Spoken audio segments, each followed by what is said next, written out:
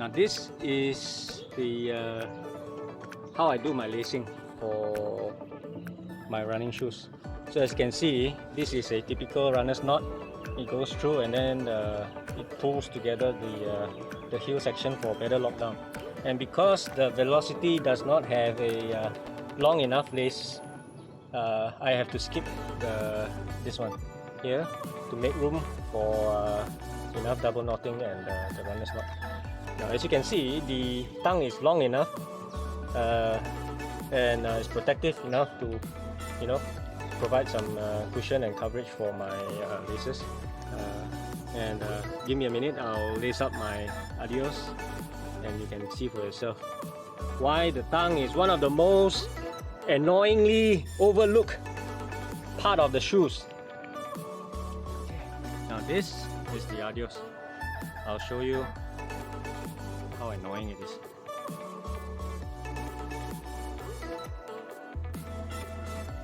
Okay, so the adios is one heck of a shoe, and then there are a lot of durable lacing options.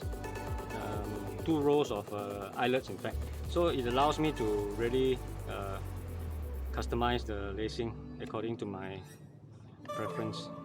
The adios is a bit snug, but you know, on a fast pair of shoes you want to lace up snugly. So as you can see, I'm using the runner's knot again.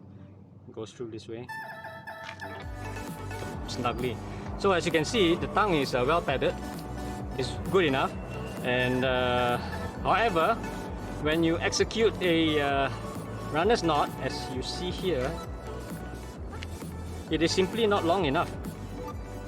As time goes by, the lace will progressively rise down and your knot ends up right where it hurts. So what I'm saying is, shoe manufacturers, please do not overlook this part.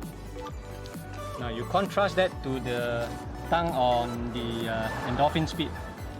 Look at that.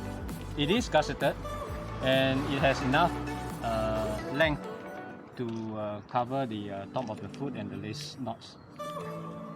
That is how you should construct your tongue. Another example where it could be made better. This is the Metaspeed Sky.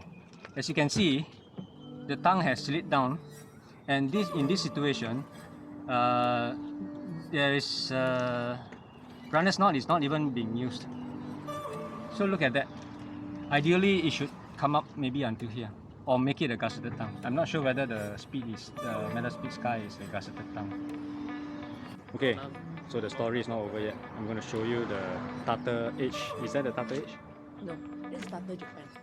Tata Japan, sorry, corrected by the A6 ambassador. As you can see, we didn't touch anything. This is how she ended up the runway.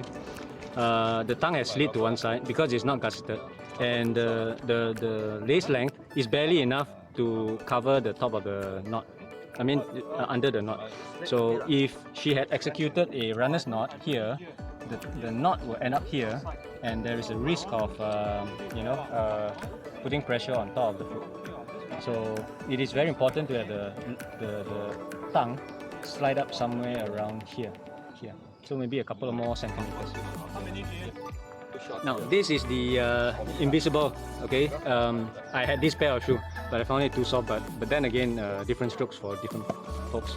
So in this case, the length of the tongue is just enough. Even if the runner's knot is in place, you know, it will be along the same height. So and I think this tongue will be enough, long enough, and it's very well padded, as we all know the invisible to be. This is another example. You see, look at this tongue. Definitely provides adequate lacing coverage.